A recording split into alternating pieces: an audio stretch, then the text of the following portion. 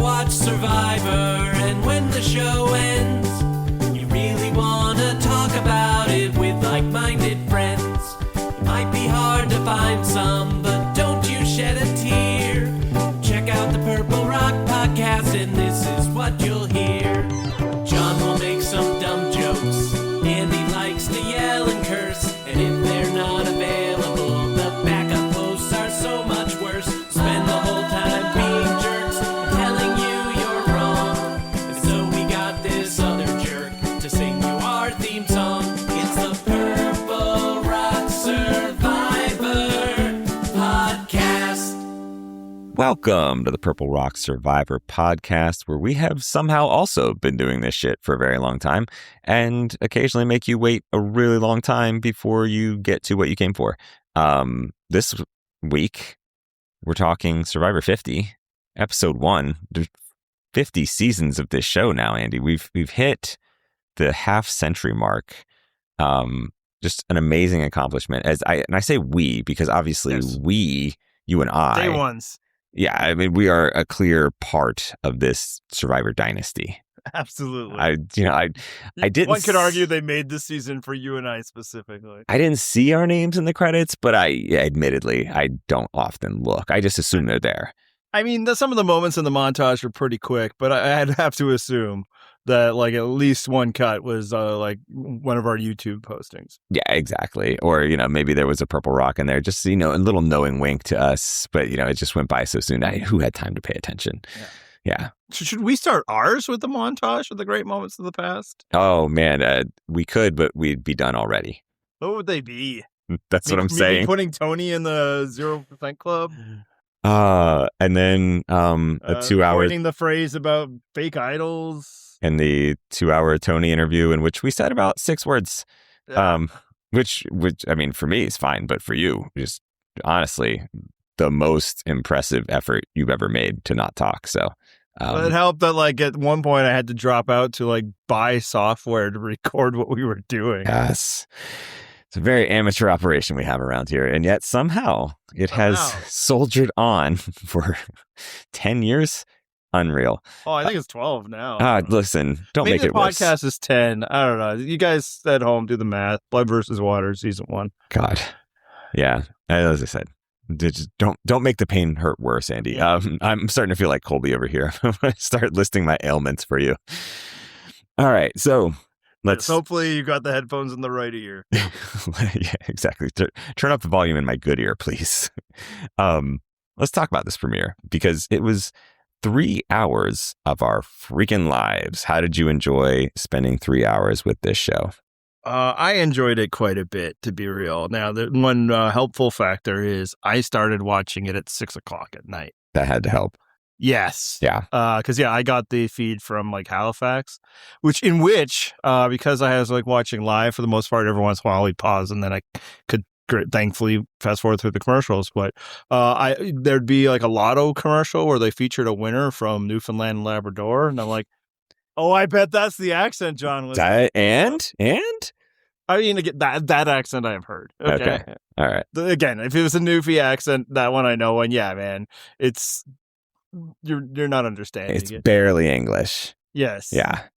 So yeah, because I was able to start like, just right after supper, like, so the time wasn't as big a deal for me, at which point I enjoyed the time that I was spending quite a bit, especially at the beginning, like hinted at, like the montage and the first opening chat. It really kind of sets home that like, this is a unique experience that we as Survivor fans get to have because they're doing a season like this.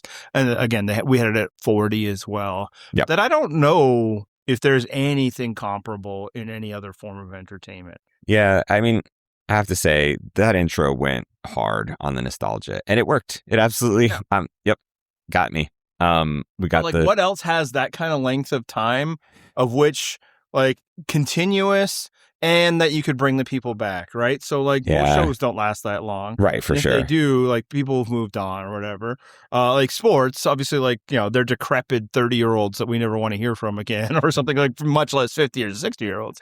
But like in Survivor, we can reach back 20 years, continuous programming, and just like, yeah, this has kind of been the whole deal. And they're here again and they can compete. I mean, we don't know if they'll win or not, but like people of that age, of a Colby age or whatever, maybe one has won before. But you can compete, like it can be like a real thing where we can see. And then also it would be different. Like if Grey's Anatomy had characters that lasted that long, I guess one, because I think they might have come around 2000 as well. And that shit's still on. Is it? Yeah, but like most of them, like the characters die. I mean, literally one of the actors did. Oh, and they don't really tend to come back. But it's like that; those are characters. Right. These are people who we get to see at different phases of their lives, which then, for people that have been around for a while, obviously a lot of Survivor fans maybe been around a year and seen it all, but like people like ourselves and others, and I'm not saying it makes us better; it makes us older. I mean, it does make us better too. Come on. Both. It's also our lives, right? You right. know, like where were we when we were watching? I was in college when this stuff started. Oh, so that's the thing. That's what I'm saying. It kicks in the nostalgia, and you're like, you know what, man? I've had a lot of good memories with this show over the years. Right. But I'll say, like, it earns it. You know, yes. It's not cheap nostalgia. You earn this shit, and I'm glad that they celebrate it. It was good for the show, but it's also good for us as fans. And you know what? Like, obviously, the show walked through some like glorious moments there at the beginning, but like one of those moments was Lisa eating shit. Like, sure. Will eating shit on the slide? How did that rate? It's so good. It's so just great. Like, that was probably my favorite part. For the epic moments. It was so amazing. Yes. Like, you could have shown, there's been so many amazing things this show has had during the years. And they're like, you know what? We're just going to, for no reason, we're going to bring back these people just to fucking drag them one more time. Yes. God so good. Bless. Survivor editors take a lot of shit from people who don't know what the fuck they're talking about, but somebody on that is like, this is what we gotta have. Exactly. And it wasn't even like they were just doing like a blooper segment. Like those were interspliced, you know? Yeah. Some of the best moments in Survivor history. Also, watch this shit. And I loved it. I loved it then. I loved it now. So good. Yeah. I mean, we got the full spectrum of emotions there, like and then also the why is that there, but also you're laughing. And then we got the requisite Probst cheese on the mat chat, like all we want from you is everything. Like, yes, be that cheesy self, Jeff Probst. That's why we're here. It's I know there's at least one commenter that fights on us. So no, like it's a part of the DNA of the show, and if that bothers you, you're hoping for a show that doesn't exist, or you like the international one that's boring. But right. But I mean, it's like you said, like it's been 49 seasons. We've seen them all. Like it was really cool to just have a quick trip through them. Some of the highlights. For me, and you tell me if this was true for you, it didn't quite hit as hard as 40. I mean, it was a great start. Don't get me wrong. I was super primed after seeing that. I'm like, into it. Like clearly our listeners we have like over 700 comments on our site. But there was something for me about like 40 and just the narrative of seeing where these people are at now versus when we watched them win Survivor. That hit a little different. This was still, it wasn't that high, but it was still a great high. And it was nice to get to see some of these people again. Well, first off, 40 did it first, right? Like that's the true. First season to really reach back that far because, it has to exist on both ends, right? Right. I feel like, it's been that long, 40 seasons, and then it went all the way back to, I don't know that they went to 1, though. No, they didn't. Not that season. 2. No. Yeah. No, they didn't. No, they didn't do 2. I was going to say they started with Ethan. Well, there was somebody from season 2, just not the winner of that season. What? Amber. Oh. Okay, fair. I was like, what? No, oh, yes, that's right. Yes. Fair. Sometimes people win seasons. Yes. Of course, it doesn't count as discussed in our preview. So there's that. But also 40 was like during the pandemic. So like it was a different. It's anyway, true. Right. But yeah, no, like that really hit. And I did, listening to them talk, seeing Ozzy tear up, hearing, Cirie say those things. It's like, man, I'm glad that they're recognizing that this is kind of a reward to the fans and the players for whom they built this franchise on. Yep. And I dug all that shit, and I enjoyed spending this time getting to know, like reintroducing these people, even like some of the newer people. Like I really enjoyed this episode. And I mean, like, look, I think it's cheesy as shit, that in the hands of the fans thing. I think it's dumb, but it's very on brand for the Probst level of dumb. So we're like, look, you sign up for this shit. You know what you're getting with this show. So even that, I'm like, yeah, fine, sure. The one thing that I was not prepared for, because again, the nostalgia was hitting the Matt chat. We're seeing Colby again for the first time in fucking forever. I'm like, you know what? I'm enthused. I'm excited now. And then suddenly Jonathan calls Jeff Mr. Jeff. And I'm like, fucking shit. This is it. Like, although it did make me think, like, okay, when we get Mr. Beast later, is he going to call him Mr. Beast? Come on. Like, that might redeem it. Like, it could. I don't think it will, but it could. So, if only. Oh, man. I'd be fine with him not being around at that point anyway. Sure. Who knows what that point? That could be next episode. I'm still fine with it. But yeah, I mean, so far, as I mentioned, it's in the hands of the fans. We got to see 2 things revealed right away. Like at the Matt chat, he's like, all right, so we asked the fans, you get your food, you get your supplies. And we got the answers. The fans, I think in direct contradiction to us, because I believe you voted the same way I did. Mm-hmm. Fans were like, no, actually, no food, no supplies. You got to earn it. Yeah, which, Probst has been hammering home that you got to earn it thing lately. And I guess, propaganda works. The fans have responded. Yeah, so I know online a good reaction, or not a good reaction, common reaction. There you go. And a little bit in our comments too. So yeah, I guess I'm calling you out, not by name because I don't remember who said it. This is fake. Fake news. They're faking the voting. No way. Nope. Which fans did this? There's no way. What do you think of that? That's what I'm saying is like when Probst talks about like talking to people in the streets, those are the people he's talking to. Like the people that actually voted for this. Like it's when I go to the county fair, I say this every time I go, which I always regret because it's a really miserable experience. Why do I go? But every time I'm there, I'm like, oh shit. Yeah, these are the people that I share living space with, like that I just don't see for most of my days. It's just like, yeah, we are all sharing space around here. And those same people voted in these Survivor polls just like I did. And they clearly outnumbered you and I, Andy. Yes. Yeah, I don't believe for a second that these results are fake. Nope. And anybody does that, give your fucking head a shake. You truly, especially if you're an American, I find it hard to believe that people vote this way. I'm sorry. Have you not been paying attention? Exactly. I was going to say, this is one of the least troublesome of our votes in the past couple of years. And everybody's doing that, like, and I see it. Like, I saw it on Blue Sky.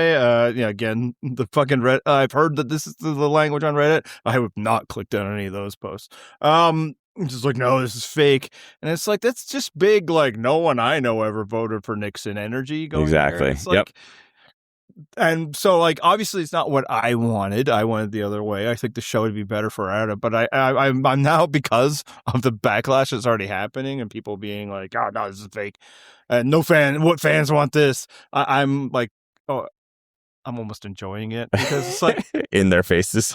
If I need these people to eat shit, because it's like, this is what always happens, right? Everything, all their comments about like, whoa, what's good and what's not. And like, and the basic general tone to so much online discussion of everything, anything really, but we're talking Survivor now, is that they know better than the people who make the show. Right.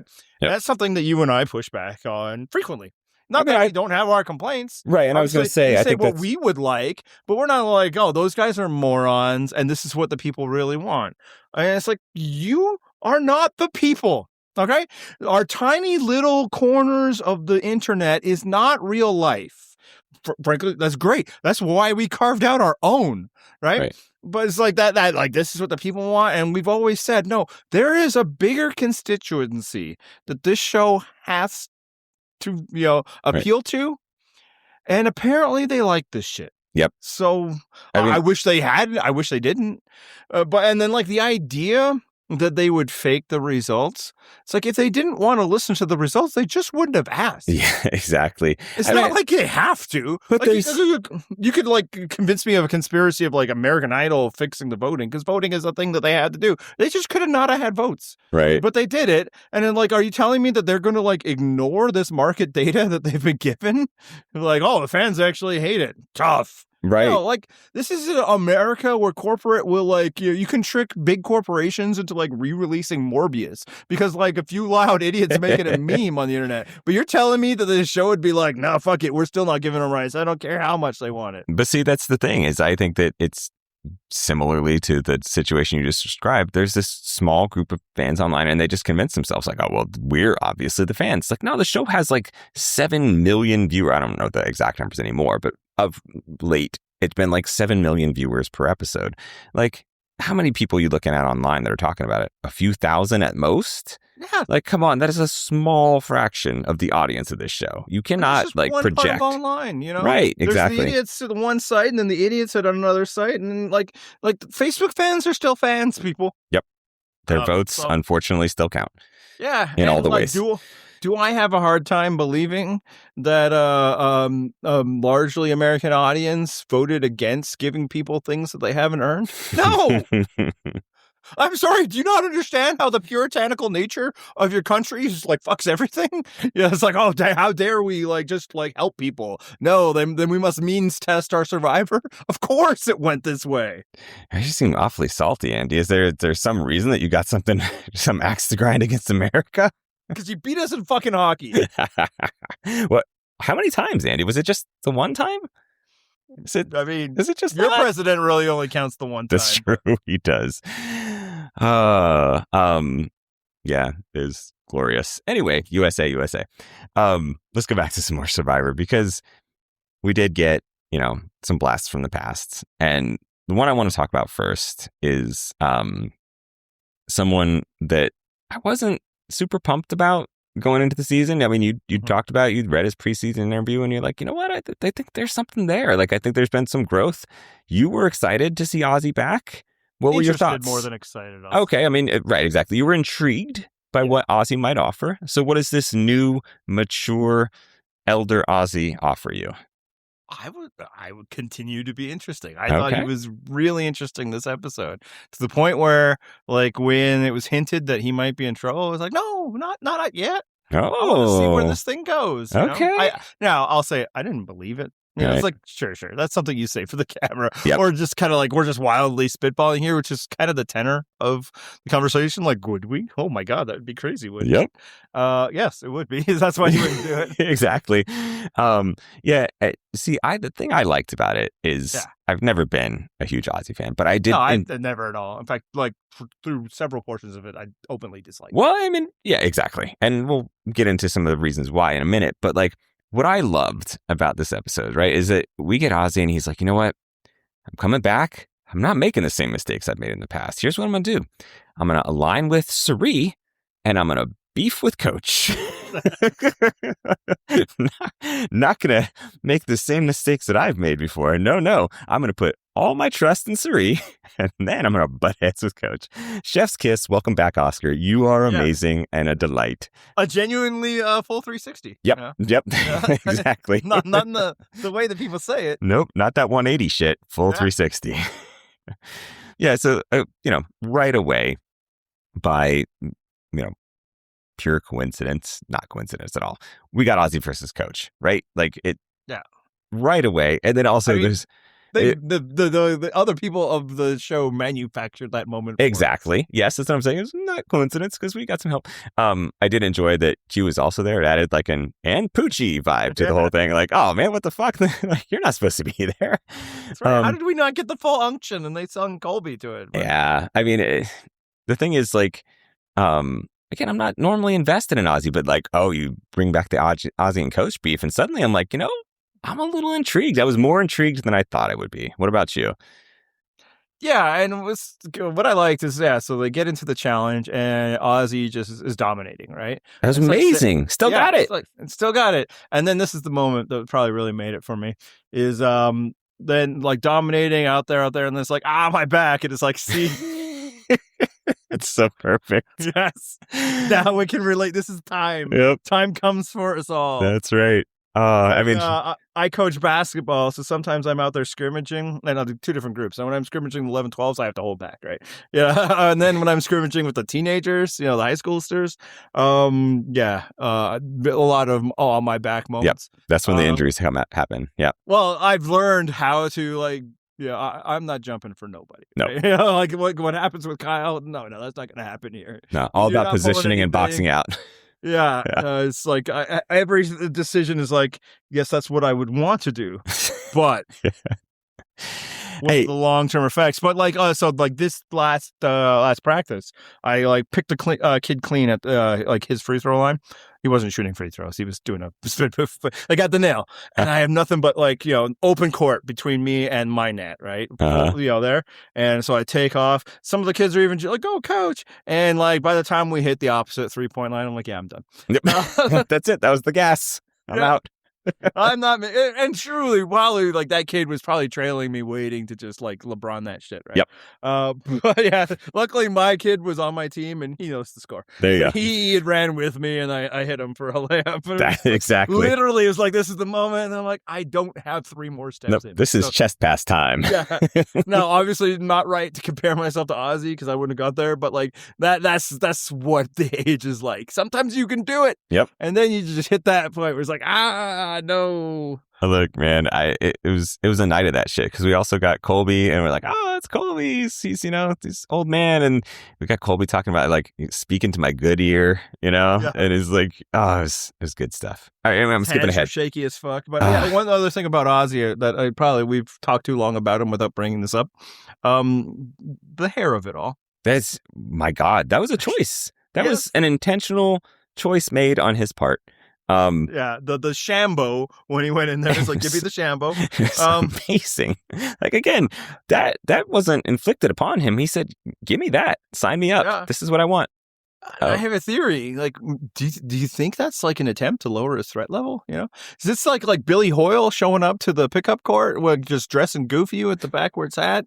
Just he wants people to be like, Jesus, Ozzy's falling off. So it's like, I gotta look the dumbest I can.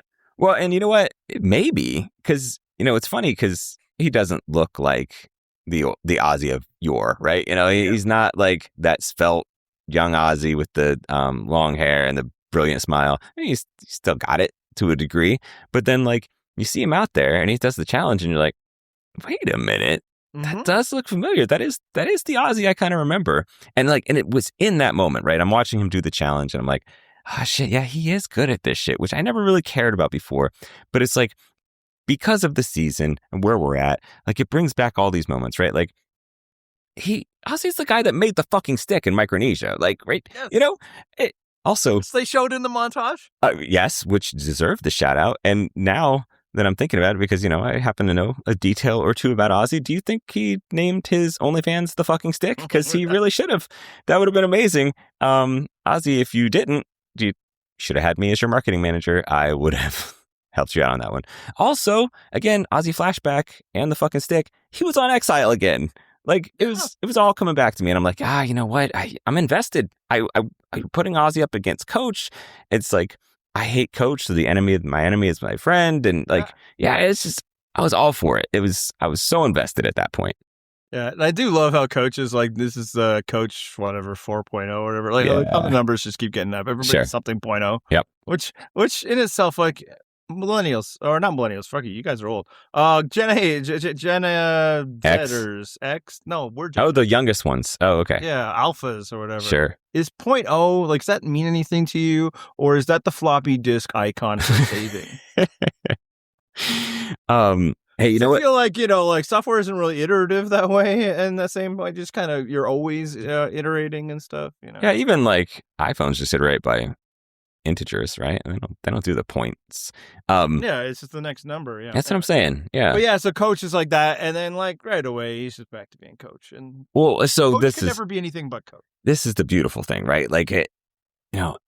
I dislike Coach. I told you in the season preview, I enjoyed the first season of Coach. Everything since then has been get the fuck off my TV. So we perfectly set up a narrative. And again, this is pure coincidence. Unlike these two going up against each other in the challenge, it sets up this Coach arc, which is just vintage, where Coach comes back to camp and he's got his hero narrative, right? The thing that he wants so desperately.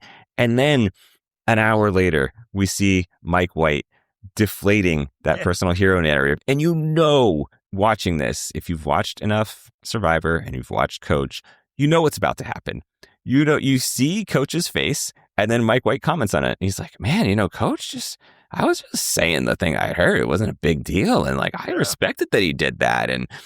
But you can see it's fucking eating Coach alive because it's deflating his hero narrative. And you're like, yes, excellent. Mike, are we only one episode away from Mike White pulling him aside and says, no, maybe not with the maybe please. not with the nicknames. Yes, exactly. I'm invested. Again, it didn't take me long. And before the season, we were talking in the preview, and I'm like, you know what? There's a lot of ways this season could go well. So once we started with this, I'm like, I can see it. I can see myself being really into this season.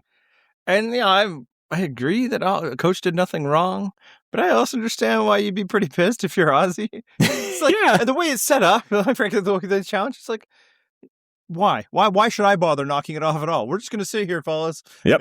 Because it's like, it's a sucker's game that like you just get to snake it at the end. But for sure, it is the game, right? Frankly, in that sense, it's kind of a microcosm of Survivor. Why am I going to sit here and like feed people and like be out there and the threat, the shield for everybody, and then somebody's just going to snake it at the end? Hey, by the way, so like right at the end, Ozzy sees what's happening and he jumps from up high. Did you have the same reaction I did? Like, no, your knees. Don't do that. No, we can't do that. No. I told you.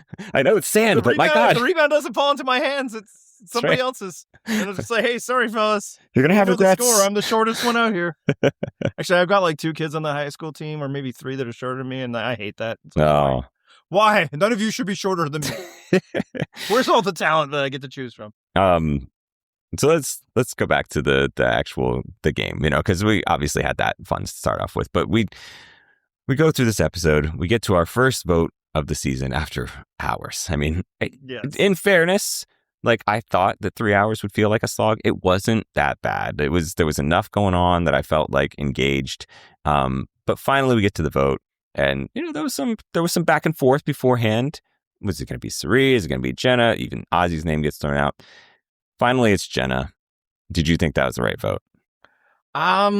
It probably should have been Cirie. Mm-hmm. I'm happy it wasn't. And I can understand why they chose Jenna. So I'll start with that. Like, why would you pick Jenna over Cirie? Because everything that Jenna said about Cirie is so fucking true. Yep. She's the biggest threat of this entire cast. And she's openly detrimental to her tribes and challenges. Mm-hmm. So those seem to be two good reasons. Why would you choose Jenna is she doesn't have anybody. And like Christian is getting at this when he's selling it. Yep. Because it seems pretty clear that like Joe and like Savannah want to vote for Cirie. Yep. But it's like if you vote out Cirie, then you leave Ozzy upset. Mm-hmm.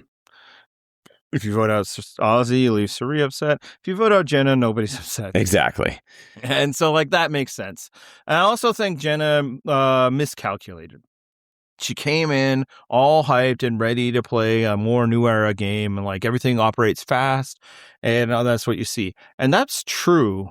Things move so much faster in modern Survivor, and that was even true before they cut down the number of days. However, a thing that like in the modern era, and like this is like all of the 40s and even before the 40s, like late 30s and all that, is everybody moves fast to like form alliances. Mm-hmm. Bam, bam, bam, bam, bam. But nobody wants to put out names. Exactly. And you saw this at Winners at War, that like, and that's how like Boston Rob was able to actually, like call a few shots, even though he really didn't have a big enough constituency to have real power. Yep. But it's like, it was there, and then nobody would be like, okay, how about who? And then he's like, fine. Natalie, which was a mistake. Right. But like, because nobody wants to, like, everybody wants to make allies, but nobody wants to make enemies. And in the modern era, there's no secrets, right? So, and Jenna thinks she's doing that and pointing out and finding a target, same way she did before, right? If I present a case for why somebody else is dangerous, then it's not going to be me. Which, you would think that she'd maybe learn. Because, the first time around, she's like, hey, we got to rid of the winners. That's a nice generic statement, right? You're not throwing a name to it. There were There were 2 winners on her beach. Yeah. Right. Yeah, exactly. There were a few winners in that season. So you're just like, oh, no. Here's why. We got to get rid of the winners. If you had said something generic that hinted at Cirie without being Cirie's name, that maybe goes over a little better. But yeah, I mean, coming out there and tossing out the name is like, it's a risk, especially with, as you said, she didn't quite have those ins with people. She didn't have the connections to be throwing out names. It was always a possibility that was going to blow up for her.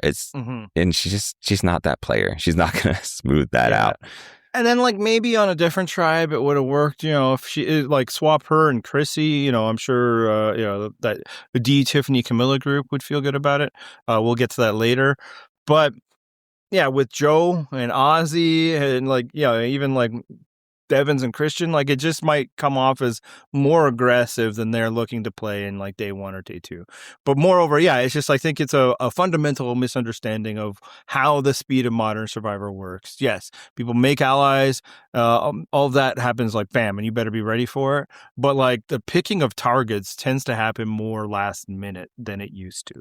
Well, so let's discuss the other potential target here, because yeah, if Cirie made sense as a target for all the reasons you said, the one thing that I will counter on that is that, you can blame Cirie for fucking up that challenge because she absolutely did. You would be justified in doing so. But like, the rest of them have to agree to let her do that part, right? Like, you can't just say, like, team decision. Exactly. You can't just say, like, I'm doing that. Now, if you put yourself out there, the default might be like, oh, okay, yeah, we'll let you. But at the same time, you all know what you're dealing with. And if Cirie says, hey, I'm going to do this part, you can gently push back and be like, I mean, I don't know if that's your role, Cirie. Like, if we're in our 3-on-3 game, you're not having me sit in the corner and fucking jack up threes. Like, if you did that, you're to blame. Why are you using me in a way that I'm not relevant, that I'm not skilled at? It's the same thing. Like, if Cirie said, yeah, I'm going to do this part of the challenge, and you're like, yeah, okay, I guess, well, then you're partly to blame for that shit because you had to know. Yeah, and I wonder if that's where, like, early season, like, a couple first days, because for people who don't know, she did. Walton Ross was on scene, as a lot of times media is in the first couple days of these things. So he was there, and he reported, like, Cirie volunteered for that spot. Right.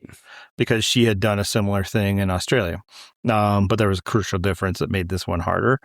So, like, that, and again, that's also her fault. But yeah, and like Christian kind of gets at it. It's like, we got to do a better job as a team picking that. So, like, the whole time it's happening, I'm like, why the hell is she doing this? Exactly. And to the point where, like, I didn't even realize that, like, everybody had to do one task, because there's some tasks that were so forgettable that I didn't realize that, like, that was them. Those forgettable ones would have been the Cirie spot. That's the ones. Yep. Yeah. So, like, and that's the other reason why, as you're kind of hinting at, why maybe you don't have to do Cirie right away. It's like, well, we just won't do that again. Like, I don't care. You Cirie don't get to pick. Well, it's like, we'll find the least damaging role. That's the thing. It's like you there's portions of those tasks where it's like, okay, well, you have 2 people working together or whatever. Like, okay, so pair Cirie with someone who's going to do most of the work. Like, you need to know what you're dealing with, right? Like, it's just, again, she absolutely screwed that up. I had no doubt that she volunteered for it, but at the same time, like, I really screwed it up. Like, for sure, 20 minutes. Yeah, it was pretty bad. Is what they said. Like, reporting. Yeah. And that's with the interruption. Because they were still doing that when Kyle goes down. Right. So, like, I think 20 minutes of real time, not 20 minutes, including the timeout. So, yeah. But it's just like, okay, so she doesn't provide utility for you, and she could, destroy all of us. But at the same time, she's not rocking the boat like Jenna is. So, like, I get it. Yeah. And at a certain point, you have to realize, like, what Cirie's strengths are, right? So, like, if you're keeping her around, you have to hope that those strengths will come into play in a way that will be beneficial for you later. And, like, she is a person that's going to work her way in with old crowd, new crowd. And new crowd is going to be in awe of her because she's a legend. Old crowd's like, I remember you. You're from back in the day like me. Like, you have to anticipate that, like, oh, you're going to get something good out of that. Whereas I don't think you feel like you're going to get that with Jenna. Yeah, so. The way she's operating, like, if you had a swap or whatever, And then like Cirie does have utility possibly as a shield, but like, just like cold hard data, it probably should have been Cirie. Yep. But I'm happy it wasn't, which leads to this, because like of the options presented, I'm like, all right, Jenna, get the fuck out, but when it is Jenna, I was a little bummed, like that it was that, like, frankly, just the hope would have been that like they don't lose the first one. Right. All right. Because, like, I don't know. It did feel kind of special. I thought the show did a good job in the limited time they had with her of, like, just forefronting that, like, yeah, man, like, this is the beginning. She had that moment at the mat. She had that moment at the beginning of Tribal Council. And, frankly, it dawned on me when they're talking, like, you were at the very first one or whatever. Yep. Like, the person she voted for is no longer with us, Right. I believe there's 3 members of that season that no longer are. So it's like that just, again, like it would have been nice.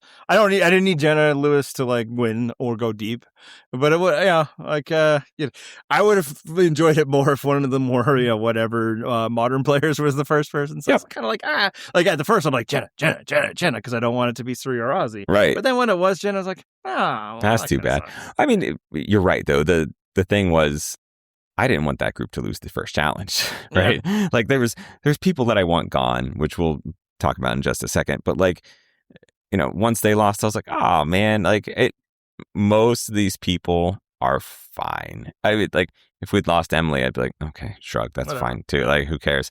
But most of these people. To be real, like, we're talking about the show. Yeah, I lost Emily. Listen, yeah. We have a cardboard cutout. Catchphrase. It could be 2 things. Well, we'll get by with the cardboard cutout. It'll be okay.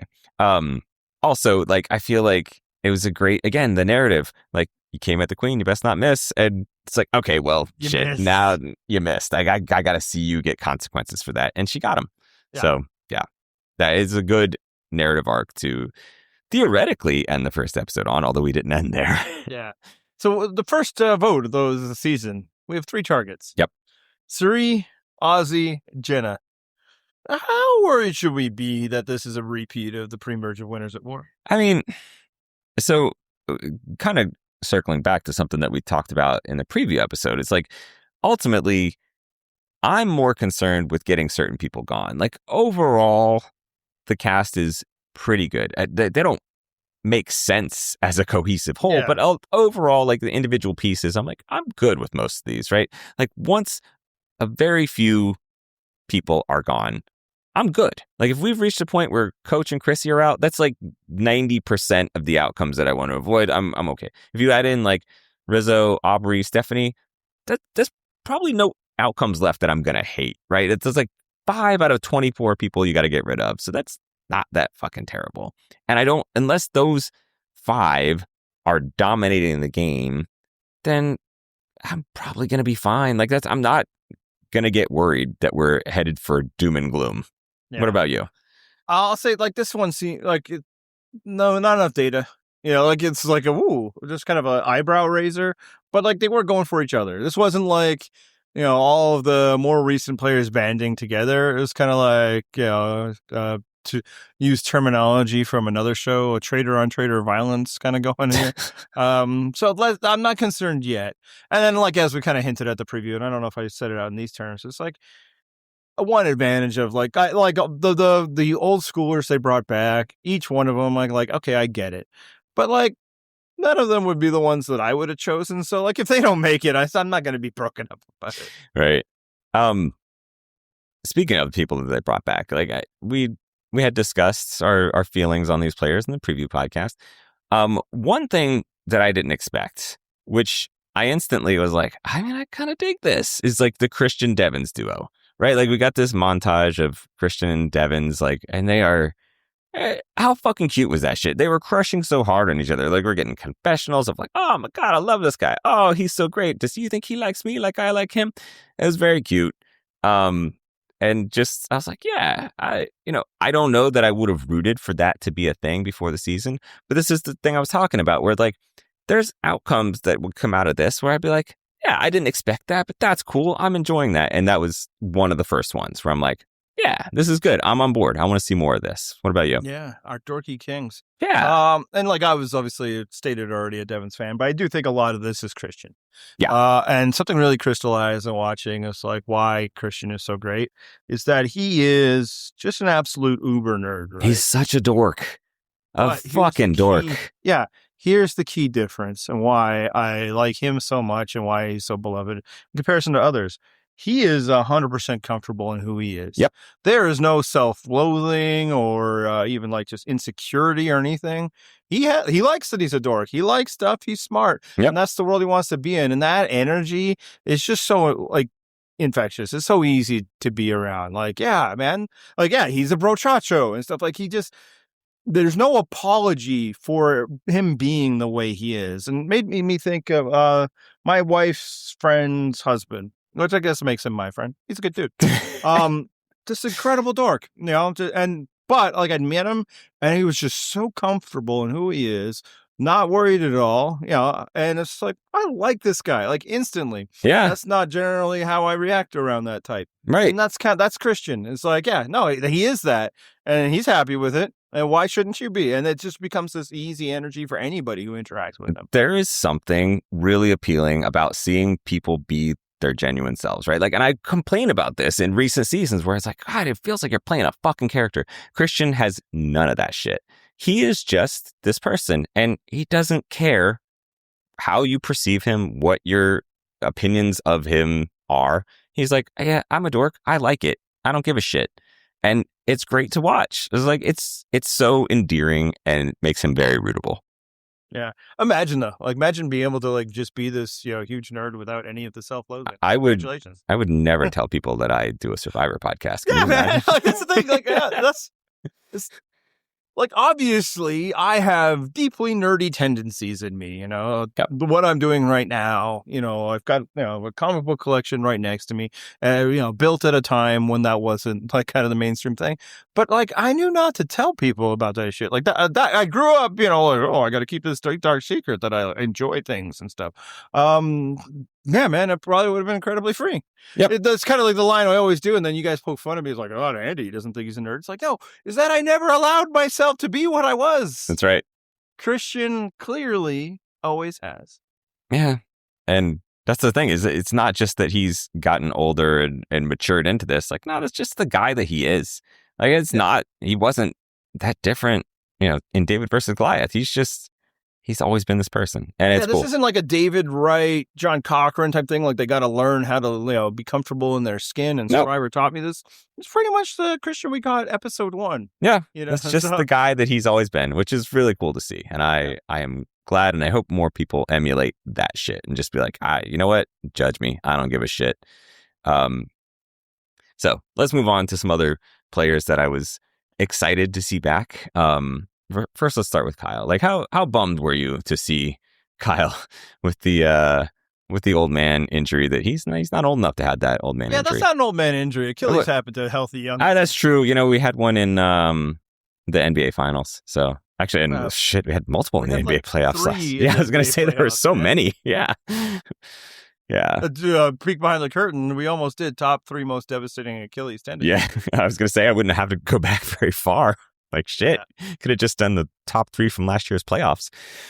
All right. Number 1 was Kobe. Of course. That's the why I didn't want to do it. I was like, oh, come on. I'm just setting your ass up for that shit. All right, go ahead. But, yeah, that sucked because very early in this episode, we get Kyle. And I just remember, I was like, fuck, I like this guy. Yeah. Like, this guy is so likable. He is. Could you imagine watching a season in which he thoroughly dominated and won and be bitchy the entire time? Couldn't be me. I mean, right. I certainly no one on this podcast would. I can't imagine anyone who listens to this podcast ever would.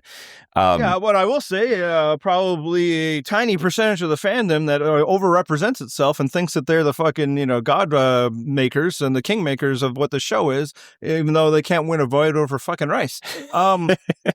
Yeah, it sucked because honestly, shockingly, he seemed like he was really well set up. Yeah. To go all the way, maybe not at some point. The threat he poses. But like, bam, like right off the top, people are like, "You're a guy I want to work with." Yeah, it was great to see. And I mean, the thing is, like, I was disappointed to lose him because I genuinely like Kyle. I think he's very fun. He's super charismatic. Which Genevieve said right away, like, I don't want to I don't normally like people, but like Kyle's fucking cool. Like, I like this guy. I'm like, yeah, exactly. He gives you that vibe, and I can totally understand it. That said, there was a little part of me where I was like, I was concerned that Kyle being there was going to hinder Camilla's game, and I am invested in Camilla's game. So I was willing to sacrifice him, especially to take some heat off of her early on. I don't know that this is the way I would have preferred it to happen. Yeah. And especially after I saw that Kyle had ingratiated himself, like he seemed to have a decent position in that tribe. I was like, okay, well, maybe we'll just ride this out and see how long Kyle lasts. Maybe him and Camilla end up hooking up later on and it works out really well for them. Who knows? And then, of course, my dreams are dashed. Yeah, no, like going in, we both said it, like him being here is tough for that. And he has no chance, right? Yeah. One of 3 winners, the one that they just saw. Yep. And then I saw him having a chance, I know. So it's like, oh, you know what? I'm ready to see this one through. And then, so it sucked. But like genuinely, like people who profess that they're fans of the social game, that's what you were seeing. Yep. And and I should also note, that's what you were seeing or that was present on the screen, all 48. You just refused to see. So like that's what you like, I care about the social game, and then you can't get behind Kyle. I think you're lying.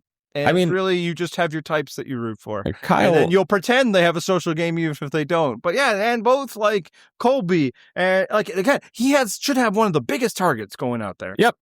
Maybe but literally these people, like right before they left, the last things they saw was Kyle getting a check for $1 million and this skinny kid calling himself Riz God in a preview. Yep. That's why they knew who he was, or they knew the nickname Riz God. No, right. Like because he didn't tell them, "Hey, everybody, I'm the Riz God." It's like that'd be an amazing intro, though. To 49, which was the last thing they saw. Right. And then, but even with all of that, Colby, bam, I want to work with you. Genevieve, whatever. Well, you're my number one. I trust you implicitly or whatever. Yep. Q, I've lost my vote. Like just bam, just like that. And that's how it was the whole time with Kyle. And that's social gaming. That's just charisma and just genuinely nice dude. And it kind of fucking sucks that we don't see any more of it. But I think we'll see him again. I mean, I think what's weird is like, that's kind of like a Parvati energy, right? Like there's this charisma where people are like, I don't know, man. There's something about Kyle. I just want to work with him. And that shit would happen to Parvati too. Like she would just get things to happen. And Trope's always like, oh, you're so flirty. No, it's just like there's something about the energy that those people give off that other people are like, I'm into it. Like I just want to hang out with this person. I want to work with them. And Kyle had it. But let's talk about his alliance though, because it was a pretty interesting mixture of people. We had Colby, Stephenie. Colby and Stephenie seemed to align pretty quickly early on. Genevieve, we saw linked up with Kyle. Q kind of linked up with Kyle. And then they kind of all formed this 5-person rough group, right?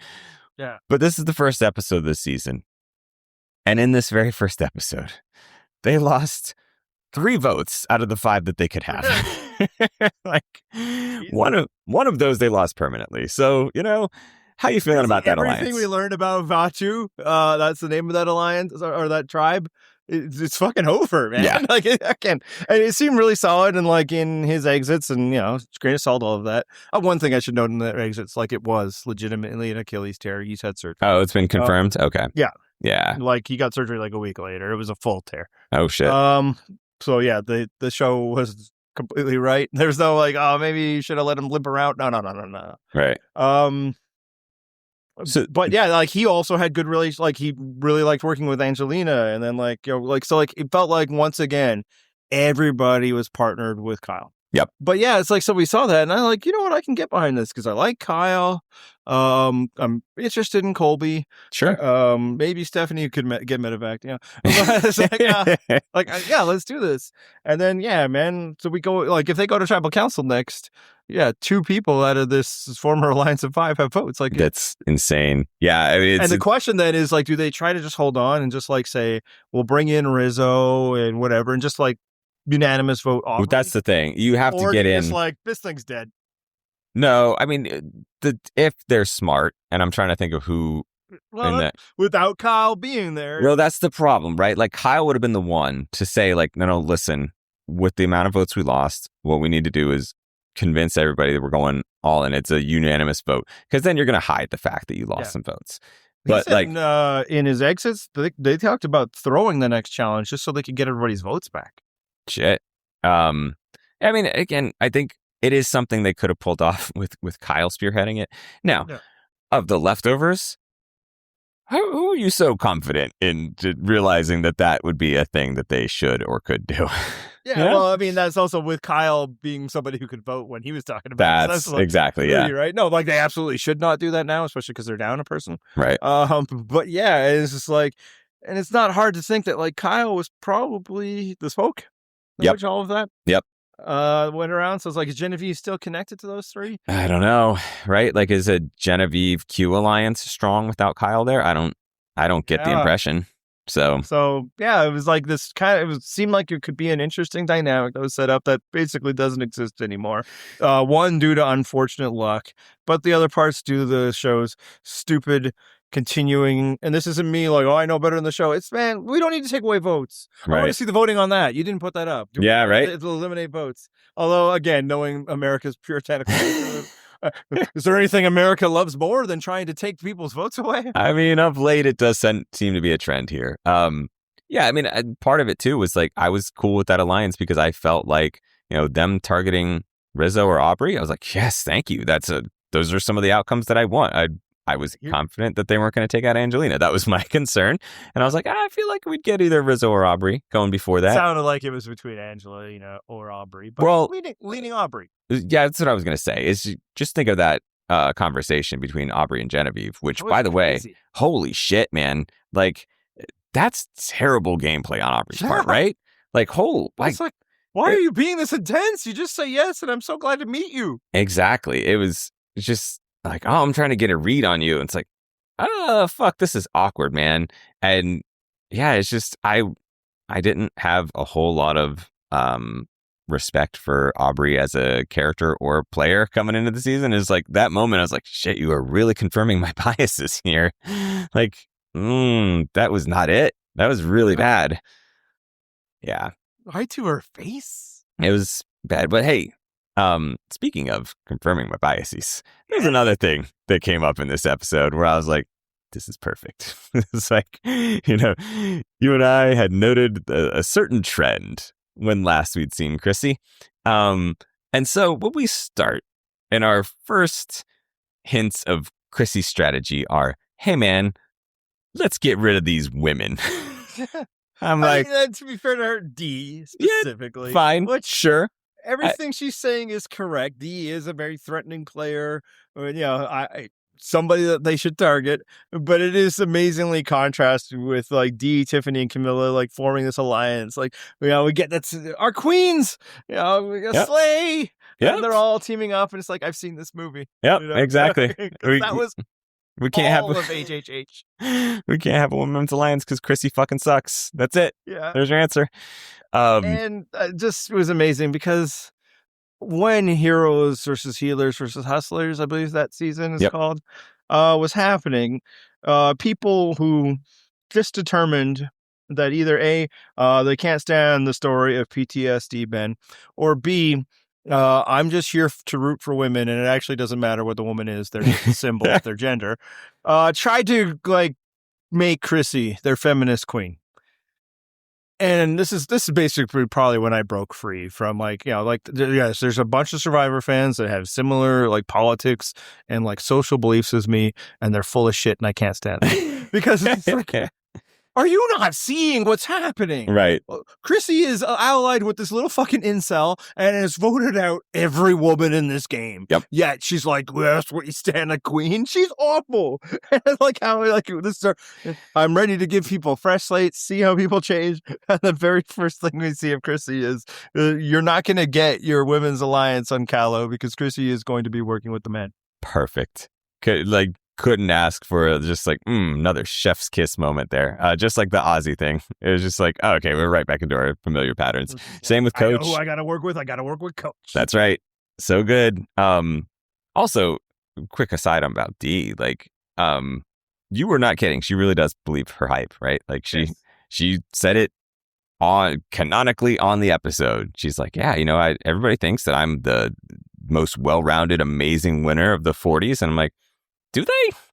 That's it. I mean, you've certainly seen that somewhere, and you've decided that it's true. I do. Said a lot in fan communities that are proven unable to sway any votes amongst the huge community yet. Yep, exactly. She is not talking to the people in the streets, I guess. How crazy is it that we got feet content on that tribe and there wasn't about D? I was going to say, I was like, oh no, I feel like I know where this is going. And then it didn't happen. Went to Charlie instead. Who knew? This is really breaking barriers. Right. Quite a... Because Coach Charlie, like, there's no way this is getting on D's monkey toes. Also, like, what a head fake, my though. ring out. It was bring really... me the twink. Oh, come on. I don't. Is twink new for your wife? Let's see. We'll find out. I don't know. Yeah, that can be this week's. I'm excited to introduce new terms later this season. All right. Anyone else stand out for you, by the way? It was good seeing old man Colby. It was, wasn't it? Yeah. I mean, he's annoyed by the youths. Like his first, I love it, man. First things. This fucking kid, he annoys the shit out of me. Like, yeah. We got to see Colby play our game. Is Rizzo annoying or is he just young in real time? So good. And because he went in both places. He did. That's what I was going to say. The best part is that, like, he made a decision and then he's like, I don't know. Maybe I'm coming around. We'll see. Yeah. That back and forth was me every episode last. It was. Until I finally was just like, no, I'm Team Rizzo. Because fuck all them. It's more about punishing the other players than rewarding Rizzo, though. Yeah, man. Like, oh, yeah. You got to talk over here because I can't hear very well. I can't see. When that, like, again, like my back moment for Ozzy. When amazing. I can't really see all that far. So if you need me to read instructions, my wife's like, I feel that deeply. It's so good. Sometimes you just got to put on the glasses to read the one thing and then take them back off. Oh. And like he just had just general doofy dad energy throughout. Yeah, this is the thing. He even did the father figure for Rizzo routine. Yeah. Like, oh man, we ran the whole gamut with the Colby moments in this episode. I enjoyed it. I enjoyed it quite a bit. Yeah, again, I don't know if I need to see him win, but yeah, we'll see. But I want to see more. Give me a few episodes of Colby. Question to the other people, because we got some of those answers in the comments of our preview post. The youths don't know who the fuck or give a shit about who he is. Yeah, we had our official. What's it like after one episode? Is it the same or is it like, okay, Yeah. I'd say, like he gives Kevin Costner vibes. They don't know who the fuck that is. I was gonna say, like, Jesus, that's an even worse pull if they don't know Colby. I mean, maybe if they watch that one show with their parents, because like he's on a TV. On a TV show. The Little Republican show. Yeah, there you go. I don't watch him, but. Right. Yeah. You're right. The Gen Z, the official spokesperson of Gen Z in our comments did say, look, speaking for the youth, I can tell you we don't know who Colby is. And I was like, all right, fine. I'll concede this. Yes, you guys don't know. So it is not the same experience for you youths watching Survivor as it is for us. Yeah. All right, so then one. That's it for now. Yeah, and one other just kind of observation on the cast in general. I guess shout out to Mike's abs though. I was impressed. Yeah, man, got shredded. Again, Adam B mentioned this in our comments. I noticed it. In fact, I'd noticed it in some of the preseason content, like quick compilation videos I put out there. Everybody can talk on this cast. That's a good observation. Like we do have. It's kind of like that heroes versus villains thing, where it's like, there's not going to be too many bad sound bites because everyone's good at it. I don't think they're on that level, No, like they're not all like, and frankly, a lot of them maybe not even the best of all time or anything, but like they've been to the show. They know what to deliver, both on the show itself and then like all the different times you do press and throughout. Like these are people very comfortable at explaining what's going on. Yep. Yeah. I mean, I'm not necessarily bored by any of them. They're not duds in that way. I have people I'm rooting against, but that's for different reasons. I'm not just like, get off my TV, you bore the shit out of me. You know, you might want to get off my TV because you make me cringe every time I see you, but that's different. I'm not bored. Let's talk about one of the other, speaking of cringe, let's talk about a twist that they threw in. We found an idol in the very first episode. Genevieve grabs it and she's like, hey, Billie Eilish wrote me my first letter ever. So turns out she's got the Billie Eilish Boomerang idol. What were your thoughts on the little twist on the Boomerang idol? Yeah, it's kind of interesting. I have no complaints, like obviously the branding of it is stupid. What? But maybe this is one of those notes for myself. It'd be like, yeah, me, an online fan and dedicated Survivor fan, thinks like we don't need this. The game is enough. The celebrities I'm interested in are Cirie Fields and Colby Donaldson. Right. Yeah, Angelina. Sorry. Oh, for real. Come on. Queen of Queens.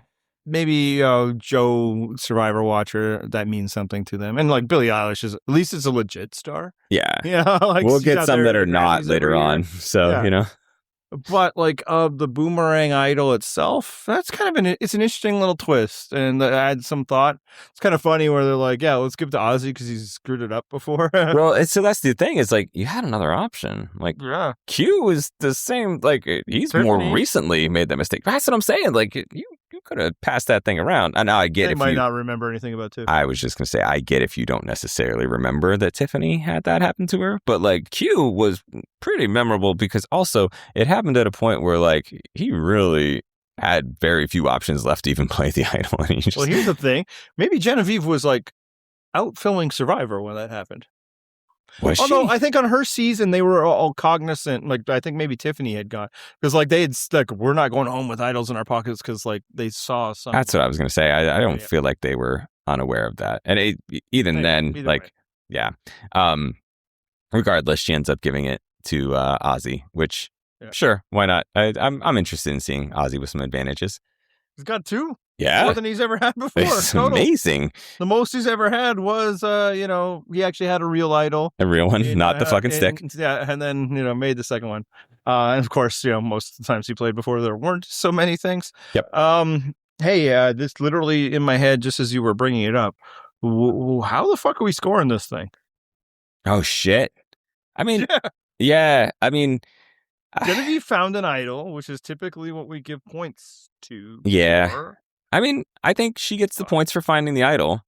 And then, when Ozzy theoretically plays it, it's going to be the same thing as if you would pass the idol to somebody. Yeah, look at that. Look, people behind the curtain here seeing how we do these things when we come to fantasy scoring. That plays within what we've already put in. Right. But I do like that, like Ozzy can't give it away or play it for somebody else. Right.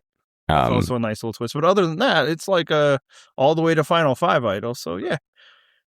Yeah, I mean, it should be noted that like this isn't going to be the last one because the season preview had Rick Devens talking about the Billie Eilish idol. So I think it'd be kind of funny if Genevieve gets one. Yes, exactly. Like Billie Eilish is just sprinkling that island with idols. Yeah. They're all over the place. Yeah. So I mean, the one thing that I will say is that it's a little weird to have spent all your time looking for an advantage, and your advantage is, hey, give this away. Like, yeah. That's happened before. Yeah, it has. I mean, not an idol. I mean, I guess it has happened, actually. I think maybe even has been that. Like, it has. World, for instance. Yeah, I think it's... So, like, this line's at least better in that, like, maybe you get it back. Right, exactly. There's a little bit more to it than just you have to give this But to I would be else. like, oh, fuck. I know. That's why, and, like, I would do exactly what she does. It's like, who's the person most likely? Yep. Who's getting blindsided? I don't give a fuck about helping. Again, like maybe you've had a pregame alliance or something. If you're Rob, you give it to Amber, right? Yeah. Like in 40 or something. Sure. But you better have found it day one. Yeah, that's right. But otherwise, yeah, and that's there. It becomes interesting because it's like you need to find somebody who could get voted out, but who would not know that they were getting voted out. Because if they know they're getting voted out, then they're using it. So, exactly. I mean, I feel like little wrinkle. I would have leaned Q on that one. I don't think Ozzy's a bad choice, but I feel like I would have leaned Q. Well, they haven't read the pregame interviews like I have, so. So, all right. Anything else you want to talk about the episode before we move on to our top 3 for this week? No. We got lots of season to go, but good times. Yeah. Now, hopefully, it's not 3 hours next week. I can't imagine that'd be. God, I hope not. Yeah. Hey, one quick thing, which I like. Speaking of Q, there was a brief Q moment where we see him arguing about how blackjack works. And correct me if I'm wrong, but his whole argument is how to add up to 21. Yeah, it's like there's only one card in the deck. It's like, well, you don't have to just get to 21, Q. Right. Getting to 17 is better than 16. Yeah. 18, better than that. It was a fascinating glimpse into the way Q's mind works. And I was like, is this what he's arguing right now? Of course it is. This is Q. So we got a Q moment. I'm just sad that they cut out the confessional where it's like, if you hit on 16, big mistake. Exactly. I gotta vote you out. You are getting gone. Yeah. Cancel Christmas. All right. So let's talk this week's top 3. Which obviously, Billie Eilish Idol. We have to talk about top 3 musical Billies. Absolutely. Yep. This is the logical conclusion that you would come to for a top 3. I wrote this in comments that, like, obviously we weren't going to do a Billie Eilish one. And I think people would be like, well, yeah, I think we figured out that my middle-aged survivor dads weren't going to do Billie Eilish list. Except that, like, I have one, man. So I posted it in comments. This is John, who refuses to engage with culture in the 21st century. Look, I knew one. I knew Bad Guy. It's a great song.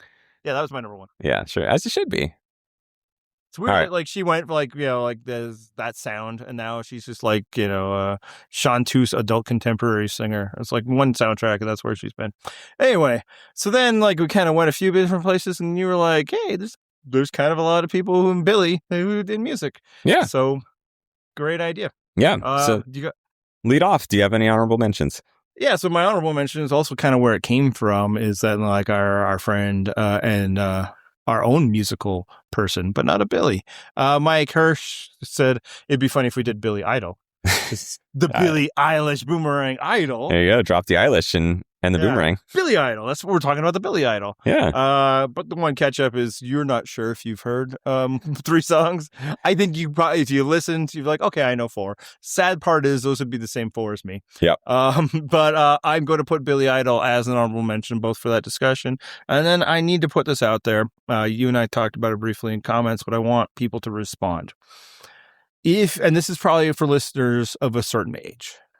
If you were around when they would play Billy Idol's Moni Moni in, like, a group setting, like at a bar or at a dance or something, did you and the people in the crowd have a call and response after, like, when he'd be like, here she comes now singing Monet, Monet, and then bam, you chanted something out loud back? Because there was a thing back in, like, when I think school dances junior high that we chanted out, the whole crowd. Much like when, like, at a baseball game, you go ba ba ba for the Sweet Caroline shit. Yeah. Like, it's not in the lyrics, but everybody does it. Yep. Because I think I've seen, and I don't know if I'm embarrassing into this or whatever, but, like, people online discussing that there was a thing that they said, and some of it was, like, a little different. So I'm not going to say what mine was. Maybe I will in comments, but if there was a thing, it's like, yes, absolutely, we are all, like, yelled out this, please put it in the comments. And then if you feel like it, like, what region you were in would help. Like, this Western Canada for me, because I'm just fascinating. This is like late 80s, early 90s when this was happening. How did this shit spread? How did, like, the Richard Gere rumors spread? Everyone knows about the gerbil. Yeah. Prior, there's no fucking, like, forget social media. There's no message boards. There's no internet other than, like, some scientists at university talking to each other. People passing it around with chain letters and shit. Yeah. How did that get to me in fucking Alberta, Canada? Right. And then, like, you, wherever you were growing up, I don't know. We try not to really get too detailed. Undisclosed. Yep. Yeah. Redacted. So I'm interested in that same, if the Moni Moni call and response, and I don't mean the in the lyrics, in that specific moment, Did that exist for you, and what was it? So, my number 3, by the way, is Billy Idol. Did you know that he wrote or sang White Wedding? Of course. No. I say that only because, again, behind the curtain, when Andy suggested Billy Idol, he's like, do you know 3 Billy Idol songs? I'm like, I don't know. Is White Wedding one of his songs? And you're like, yeah, fucking of course it is. And I was like, all right, well, I mean, I know that one. And then So like, there you go. you know Rebel Yell? And you're like, oh, yeah. And I was like, oh, yeah, I've heard of that. And you're like, Money, Money. I'm like, okay, yeah, I know that. So anyway, he's my number 3 because I was like, all right, yeah, I'm convinced I know who he is. All right, my number 3, I might like more songs by this guy than the next person, but I couldn't put him higher than 3 because he's just one of rock's just true assholes. Just a straight up asshole, like a talented, that's probably it, just too talented, a genius. And I'm talking about Billy Corgan. I thought about him and I'm like, I'm not putting him on my list. Like, I can't do it. You know, now, No. in the modern sense, and maybe I'm wrong, maybe I'm missing a story, like, there's nothing like bad about him, and like I don't know if we need to cancel him. Again, if I'm wrong, let me know. He's just such an asshole. Well, here's the thing: is like I don't even know anything about him. I was never into Smashing Pumpkins. Like I didn't. Okay. I mean, there's something about his voice that I'm like, nah, it doesn't do it for me. So and then like his bandmates hated him because like he wouldn't let them do anything. Like I feel like Courtney Love hated him too. Sure. Yeah, they still argue to this day. I think I'm on Team Courtney Love. They argue, you know. What's that like, Andy? Anyway. Couldn't imagine. Yeah. So that's my number 3. Okay. So my number 2 is you may have heard of her, Billie Eilish. She sings a song called Bad Guy. It's pretty good. It's the one song of hers that I know, but it's pretty good. So I love this. We didn't do either of these lists because you didn't know them. Yep. And then you're like, I'm actually not going to research this Billy stuff. Nope. Didn't even Google that shit. I'm like, I just thought of the first 3 Billies in music that I know. And those are my top 3. I even like set like, oh, I want to refine this. Yep. And you were like, no, why? And I bet that, yeah, anyway. My number 2 is Billy Joel. Okay. I did think of him, but I didn't put him on mine. Who like probably like if we're being objective to compete for number 1, but like I'm not gonna lie and say I have a whole lot of Billy Joel records. Right. There was a time in my life when I was young where he was my favorite singer, but that's like Uptown Girl type era. Which honestly, thinking back, like that's weird. That's like he was a little old from like what was I 9 years old at that time? So, like young Andy rocking out to Billy Joel. Yeah, I think the Piano Man, that guy's for me. But I'm probably just trying to be different. The real answer is probably Michael Jackson, but that's boring. Right. Yeah. But yeah, I mean, obviously, Billy Joel still has jams. I don't think there's really such a thing as a real estate novelist, though, but let's just move on. So, yeah, my number 1, and this is part of the reason why I said this is because I was like, oh, no, I know right away who my number 1 would be. Billy Joe Armstrong. Yeah, that's my frontman for Green Day. Like, I'm a 90s bitch. Like, that is my jam. Like, I legitimately, like, I really enjoyed Green Day songs. I would still listen. I have recently listened to Green Day songs. They opened the Super Bowl. Yeah. They did American. Shout out to Billy Joe. Like, for one, Woke King still to this day. Oh, for sure. And to this day in the Super Bowl thing, like he still looks like Beavis. You know.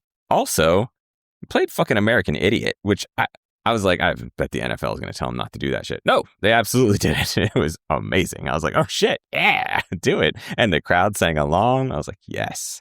I know he plays that, and then like Bad Bunny has stuff about like love beats hate and all that, and then idiot writers are like, oh, they kept it not political. Yeah, they really just toned down the politics of it. So fucking stupid. Oh, we don't live in the same world. We somehow occupy it, but we don't live in it together. Yeah, and people online are like, those couldn't be the voting results. I'm sorry that you don't realize how stupid people are. All right. Yeah, a couple things. Like I was specifying to you, like these need to be Billies, not Williams. And right. Absolutely, I don't want to see any fucking Williams in this list. Nope. Okay, people. And I was like, I don't think there should be Bill even. And then you were like, no, it's not kind of limiting. And then you didn't even fucking pick it. Of course I didn't. I was just arguing the semantics of it. I honestly was expecting you to be like Bills by Destiny. That would have been amazing. Yeah. If it was Bill, I'd probably have Bill Withers as my number 1, but no, I wanted a Billy's. So, yep. And then just people in the comments, if like you have Billie Holiday on your list, congratulations. Yeah, I'm not a jazz guy.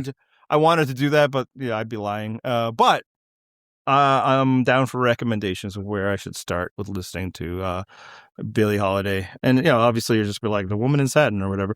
And I'm like, okay, I should probably just listen to her most famous record. But if you have anything else, let me know. All right. Here's some other stuff that I have for you. PurpleRockPodcast.com is our site. And importantly, this is the 1 week where you can go in there and either make or change your fantasy team. We have our fantasy league up. I have a whole lot of fucking duplicate teams that I got to go through and delete. So if you're changing your team, go ahead, do the same team name you did the first time. I will delete your old team. There's still lots of players to pick from. So go pick your team. See if you can beat out a big ass crowd of people and get to our Champions League next season. And if you haven't picked a team, you can switch it. So if you have Jenna or Kyle, get rid of them. Yeah. If you're like, we never know. Maybe Kyle's coming back with the torn Achilles. They'll reverse the medical evac. Sure. Before we get comments, I meant to say Lady in Satin. Move on.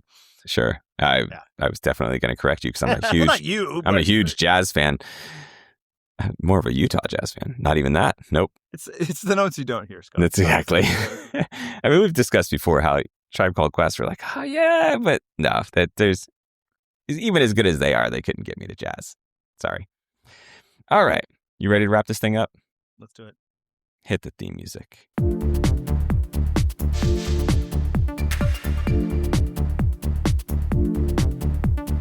Kyle